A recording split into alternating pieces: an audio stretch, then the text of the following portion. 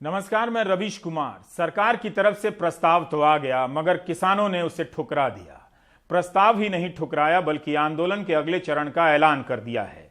किसानों ने कहा है कि 12 दिसंबर को दिल्ली जयपुर हाईवे जाम करेंगे, 14 दिसंबर को जिला मुख्यालयों का घेराव करेंगे। रिलायंस के मॉल और उनके उत्पाद के बहिष्कार का भी ऐलान किया गया है।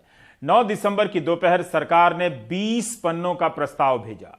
प्रस्ताव तो 1-2 पंक्तियों में लिखा था, मगर भूमिका से पन्ने भर दिए गए थे।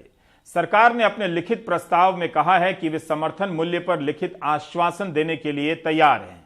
किसानों की मांग यह थी कि समर्थन मूल्य पर खरीद की गारंटी का कानून बने, लेकिन किसान आंदोलन सिर्फ एमएसपी को लेकर नहीं हो रहा है। सरकार ने इन तीनों कानूनों को वापस लेने के बजाय एक नए बनने वाले कानून को वापस लेने की बात जरूर कह दी। प्रस्ताव में लिखा है कि सरकार बिजली संशोधन विधेयक 2020 नहीं लाएगी और बिजली बिल भुगतान की मौजूदा व्यवस्था चलती रहेगी। यह भी किसानों की कई मांगों में से एक अहम मांग थी।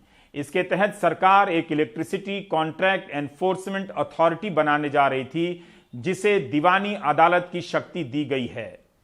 किसानों की आशंका थी कि ऐसा कानून बना तो बिजली कंपनियां उन्हें अपना गुलाम बना लेंगी, लेकिन अब यह विधेयक नहीं आएगा।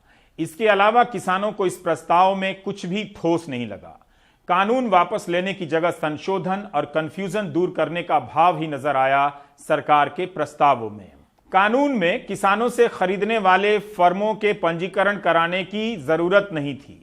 सरकार ने उन फर्मों के पंजीकरण का नियम बनाने की शक्ति राज्य सरकार को देने की बात कही है।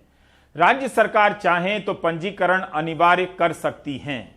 प्रस्ताव में लिखा है कि कॉन्ट्रैक्ट कानून में साफ कर दिया जाएगा कि किसान की जमीन या बिल्डिंग पर ऋण नहीं लिया जा सकता है, ना ही जमीन को गिरवी रखी जा सकती है। जमीन कुर्की नहीं होगी।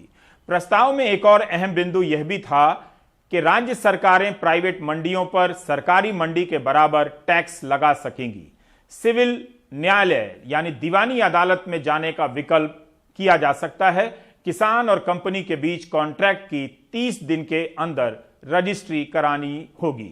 एनसीआर में प्रदूषण वाले कानून पर किसानों की आपत्तियों का समुचित समाधान किया जाएगा। सौरभ शुक्ला की रिपोर्ट।